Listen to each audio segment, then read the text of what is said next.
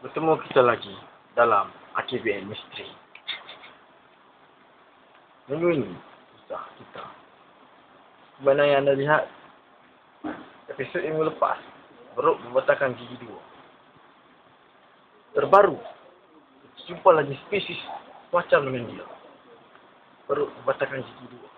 Tapi ini beruk lahabau.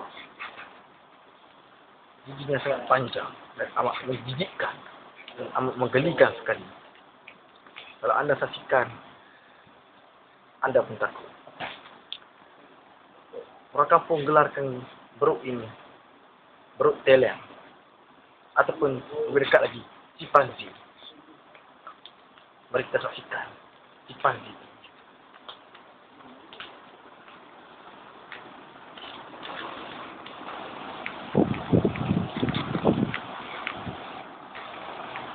Kita sekarang berhampiran dengan chimpanzee ini yang sedang nyenyak tidur. Inilah keadaannya apabila sedang nyenyak tidur. Yang gigi terjuntai-juntai.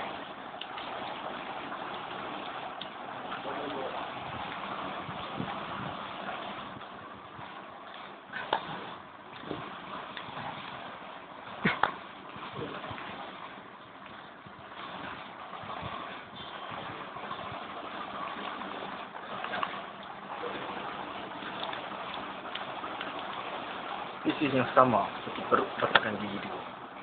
Tetapi ini amat menakjubkan lagi. Kita dapat nak gambarkan bagaimana keadaan dia apabila sedang kelaparan. Saya kata beruang, orang kampung akan menjaki siapakah dalang di sebalik semua ini. Adakah bandul, ataupun Cik Oi, ataupun mabur. Mari kita pergi temu rumah seorang orang kampung yang telah lama menetap di sini. Mari kita saksikan.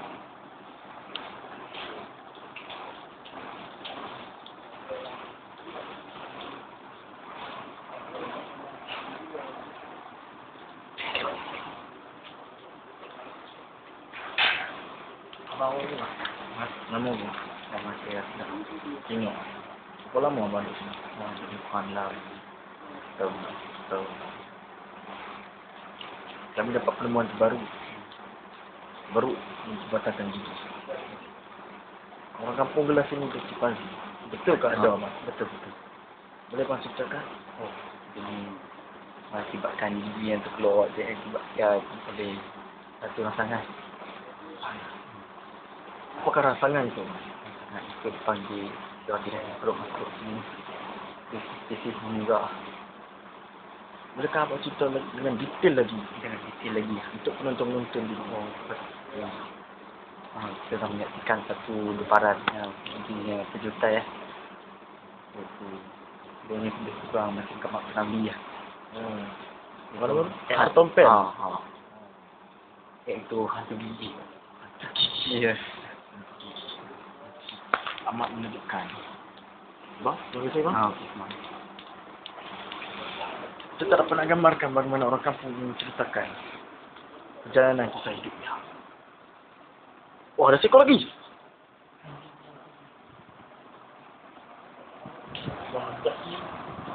Seekor lagi binatang buas yang berkelemparan dan berlari di kawasan-kawasan ini, iaitu hantu Cina.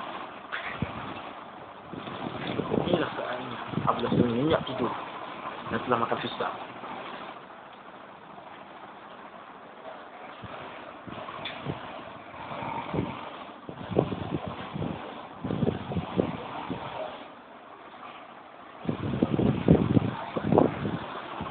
Dengkurannya amat menakutkan. Boleh menyebabkan heart attack ataupun sakit jantung. Jadi, anda jangan melihat benda-benda ini jika anda ketakutan. Jangan biarkan hidup anda di sebelum ini.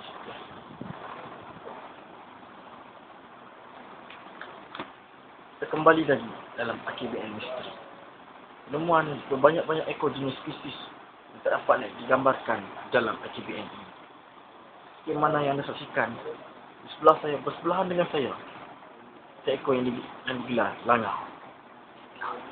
Tidur, tidak kelaparan dan lagi-lagi dengan kasih sayang seorang insan yang memerlukannya. Boleh terlihat seekor binatang.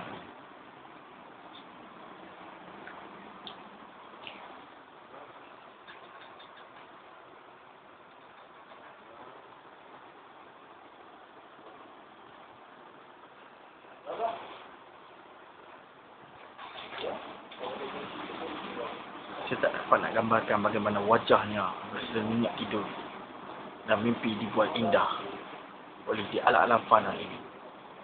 Saya akan terpuramah seorang orang kampung yang lama telah menetap di archipel ini. Mari kita saksikan.